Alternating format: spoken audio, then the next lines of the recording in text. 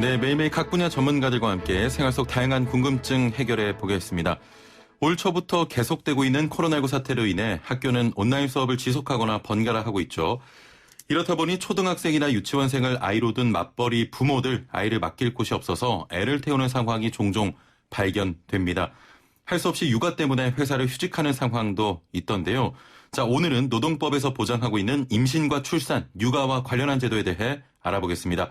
이 외에도 방송 들으시면서 노무와 관련해 궁금한 내용 있는 분들, 또 지금 일하는 게 너무 힘들어요, 또 고민 있으신 분들 저희가 해결책을 드리겠습니다. 단문 50원, 장문 100원의 정보 이용료가 있는 샵 0945번으로 문자 보내주시고요.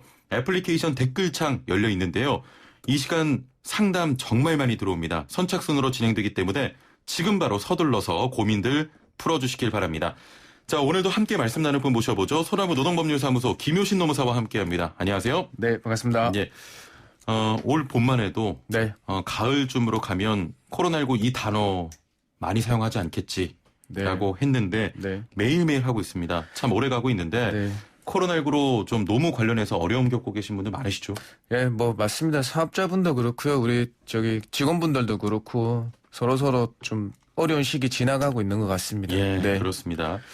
자, 그동안 육아휴직이라고 하면 대부분 네. 뭐 엄마가 사용을 많이 했지 않습니까? 그렇죠. 최근에는 아빠, 네. 남성들의 육아휴직도 많이 늘고 있다고요? 예, 맞습니다. 뭐 특히 원래 지난주 금요일에 발표된 보고 자료에 의하면요, 코로나19 때문인지 전체 육아휴직 수가 작년 동월 대비 같은 달 대비해서 한 13% 증가했다고 합니다. 예. 올 상반기 남성 육아휴직자 수가 약 1만 5천 명 정도 되고요. 증가 비율은 작년 대비 34% 정도 된다고 해서, 육아휴직자 4명 중에 1명이 남성이다라는 사실을 나타냈다고 합니다. 근데 아직까지 조금만 더 구체적으로 보면, 남성 육아휴직자 약 57% 정도가 대기업에 편중돼 있다고 해요. 그래서 조금 더 홍보하고 문화를 좀 더 바꿔갈 필요가 있다고 보입니다. 네. 그래도 조금 보면은 네. 예전보다는 이런 육아휴직 사용에 대한 인식이 많이 좀 개선이 되고 있는데 네네. 여전히 좀 대기업에 좀 편중이 돼 있다 이런 말씀이었습니다. 네, 맞습니다. 네. 자, 앞서도 잠깐 언급을 해드렸지만 사회적 거리두기가 강화되면 아이들이 학교나 유치원을 못 가지 않습니까? 그렇죠. 자, 맞벌이 부부들은 아이들이 집에 있으니 돌봄에 문제가 생겨서 육아휴직을 선택하는 분들도 계신데요.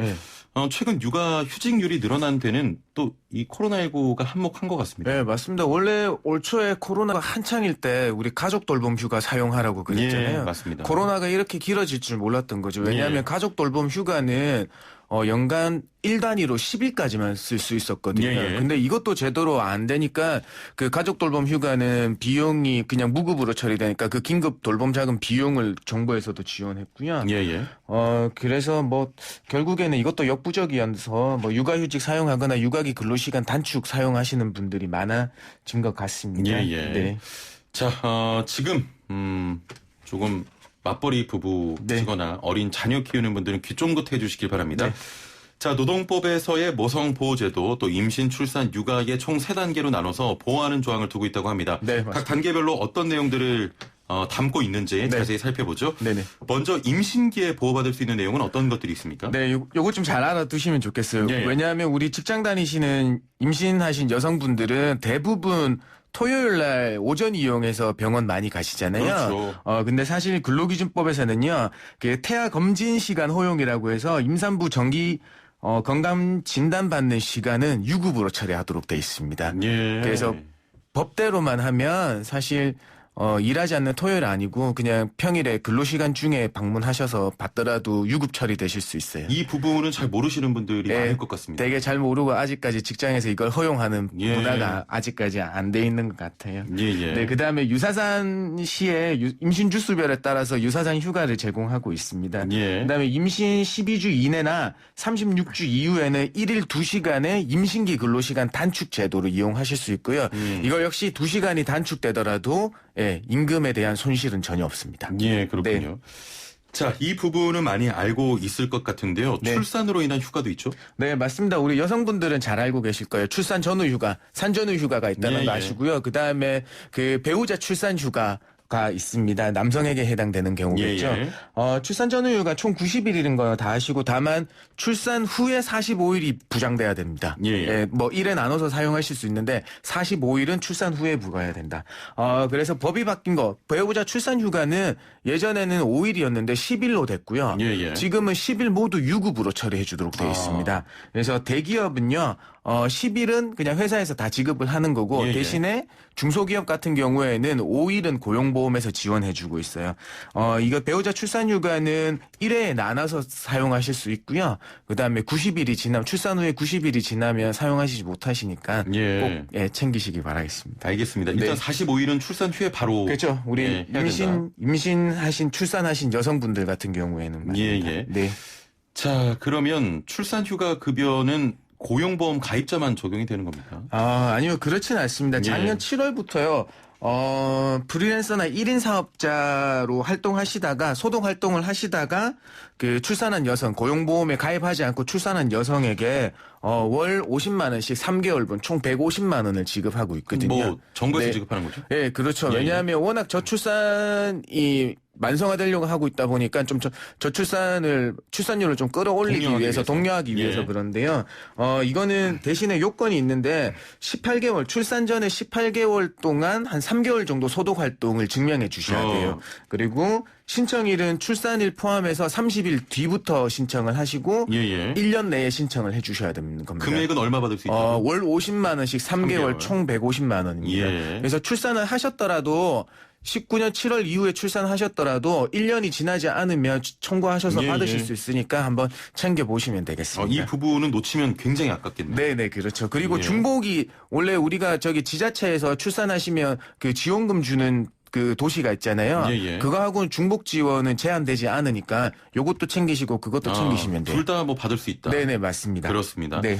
자, 육아기 보호제도로 넘어가 보죠. 네. 육아휴직을 할 수 있다는 건 대부분 아는 사실일 텐데 네. 이 기간이 제한되어 있지 않습니까? 자녀에 대한 연령에 대한 신청 기간이 예. 제한되어 있죠.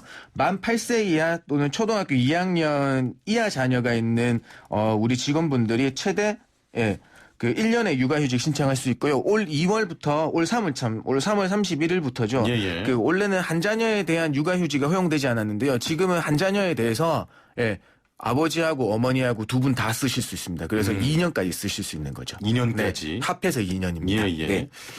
그런데 아직도 그 소규모 기업에서는 육아휴직 사용을 꺼리는 분위기가 네, 상당합니다. 맞습니다. 회사 네. 차원의 어려움도 있겠지만 멀리 보면 사실 필요한 제도잖아요. 맞습니다. 네. 이런 부담을 줄여주기 위해서 조금 전에 말씀하신 그 정부 지원금이 포함이 되는 거죠. 네. 왜 육아휴직이나 출산 전후휴가 워낙 소규모 기업에서 하면 허용하지 않고 그냥 회사를 그만둬야 된다는 인식이 그렇죠. 조금 아직까지 깔려 예. 있는데요.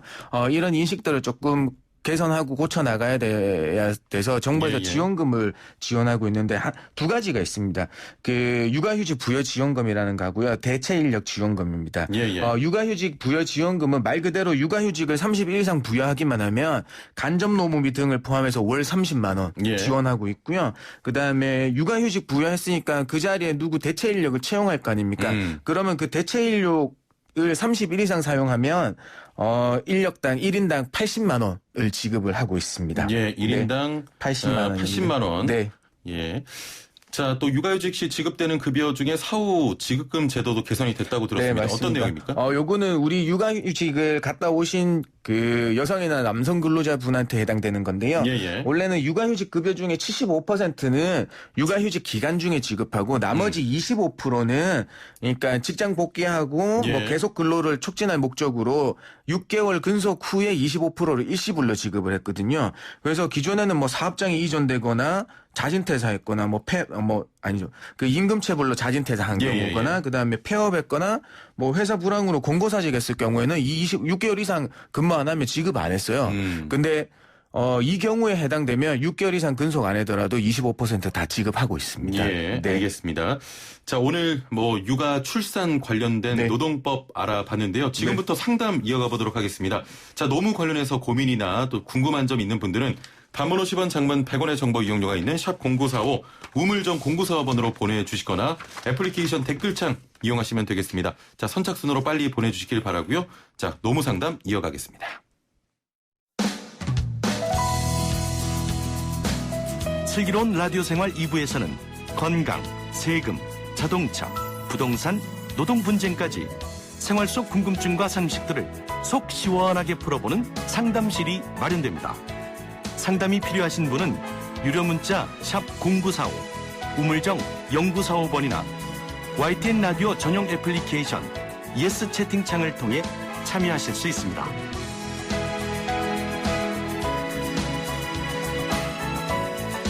네, 상담을 좀 보내달라고 말씀을 드렸는데 네. 이 칭찬 문자만 좀 오고 있습니다.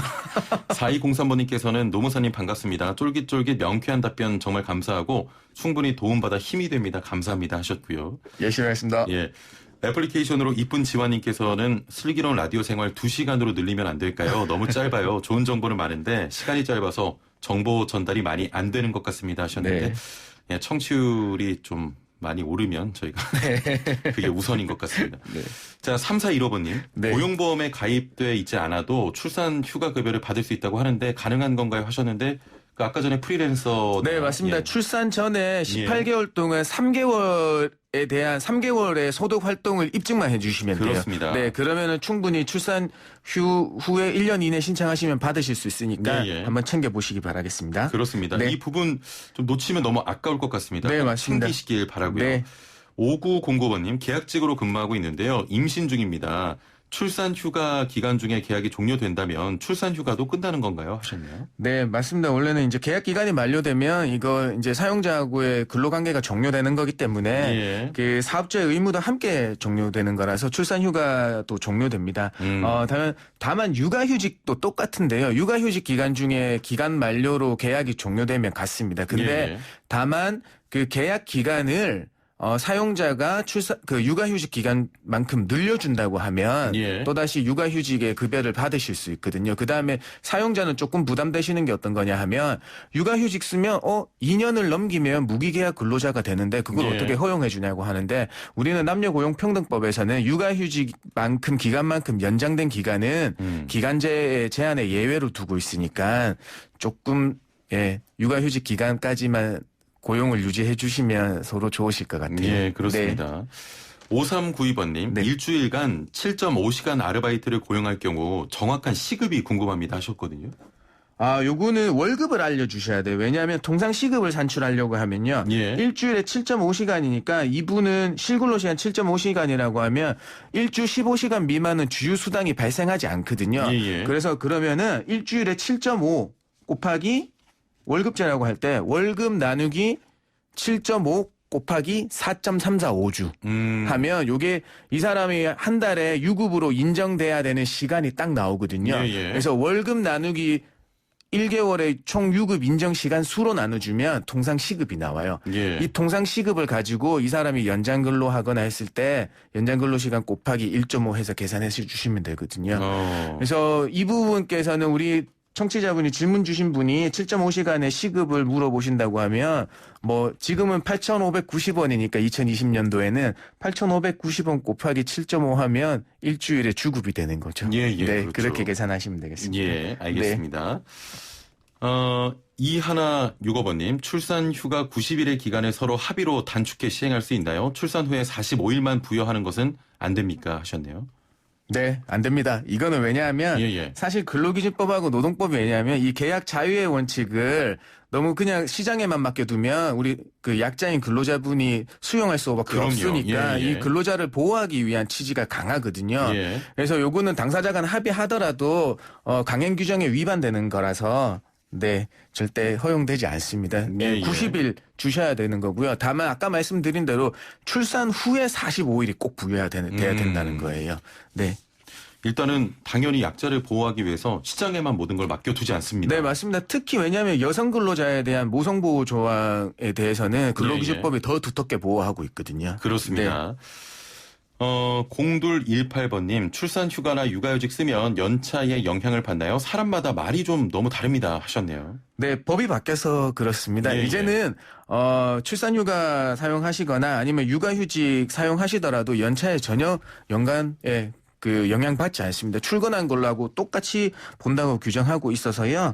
그래서 갔다 오시고 하더라도 전혀 불이익은 받는 건 없으세요. 왜냐하면 그 전에 법이 바뀌기 전에는 사실 육아휴직 갔다 오시면 그 일수만큼 비례해서 부여하기 때문에 예. 없을 수도 있고 조금 있을 수도 있거든요.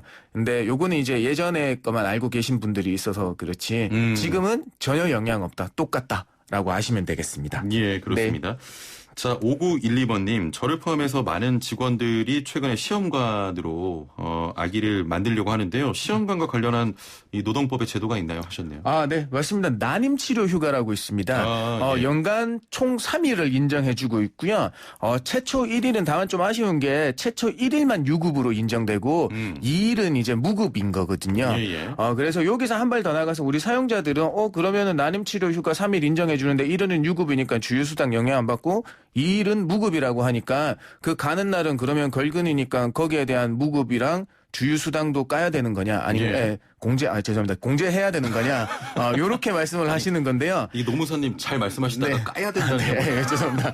예. 그런데 그거는 우리가 법에서 정해준 휴가에 대해서 그날만 무급으로 처리하도록 하고 있기 때문에 예, 예. 주휴수당에는 전혀 영향 받지 않습니다. 네, 그렇군요. 그렇게 알고 계시면 되겠습니다. 예. 네. 자, 2502번님. 아까 배우자 출산 휴가 기간 중에 휴일은 포함 안 된다고 하셨는데 출산 휴가 일수 계산 시에 휴일은 어떻게 됩니까? 포함되는 건가요? 하셨거든요. 네, 요게 조금 아쉬운데요. 예. 사실 출산 전후 휴가는 90일을 역일상 일수, 달력상의 일수를 그대로 차용을 하기 때문에 휴일도 다 포함됩니다. 예. 네, 근데 아까 말씀드렸다시피 배우자 출산 휴가는 그냥 우리가 일하는 날에 대해서만 10일이거든요. 네, 그런데 뭐 출산 전후 휴가는 다 포함해서 90인 거니까 조금 아직까지 그건 좀 허용이 안 되고 있습니다. 예. 네. 3352번님. 네. 연차 휴가를 1년 안에 다 못 쓰면 소멸되나요? 해당 사장님은 연차 휴가가 있다는 자체를 몰랐다는데 네. 이달 말이면 1년이 지납니다. 하셨네요. 아닙니다. 연차 휴가가 1년이 지나면 그 휴가를 사용할 수 있는 그 휴가 사용 권이 소멸되는 거지. 예. 사용하지 못한 휴가에 대해서는 우리가 금전으로 봐야 되는 미사용 수당으로 변한다. 환가된다고 얘기하는 예, 거거든요. 그러니까 휴가는 쓸 수 없더라도 사용하지 못한 휴가는 돈으로 받아야 되는 겁니다. 이 돈은 3년 이내에 청구하셔서 받으실 수 있는 거죠. 받을 수 있습니다. 예. 미사용 수당을 받으실 수가 있는 거예요. 소멸시효는 3년까지고요. 그렇죠. 예. 네. 자, 8858번님. 지금 시간이 얼마 남지 않아서. 네. 예. 네. 근로장려금 19년 12월 14일 입사했습니다. 2년 동안 준다는데 24개월 주는 것이 아닌지요? 16일을 1년으로 친다 합니다. 하셨네요. 요 근로장려금은 어떻게 우리가 그 세무서에서 이용하고 있는 그 근로장려금을 얘기를 하시는 건지 예, 예. 아니면 다른 지원금을 얘기를 하시는 건지 제가 잘 파악이 안 돼서 지금은 답변을 드리기가 조금 어렵겠는데요. 자, 그러면 혹시 다음 주에라도 이 네네. 질문 조금만 더 구체적으로 알겠습니다. 보내주시면 네네. 제가 이 상담부터 진행을 해보도록 하겠습니다. 알겠습니다. 자, 그리고 애청자분들께 다시 말씀드립니다만 상담 조금 일찍 보내주시면 저희가 많은 상담을 해드릴 수가 있습니다. 벌써 끝날 시간이군요. 네. 자, 오늘 말씀 감사합니다. 네, 고맙습니다. 네, 소나무 노동법률사무소 김효신 노무사와 함께했습니다.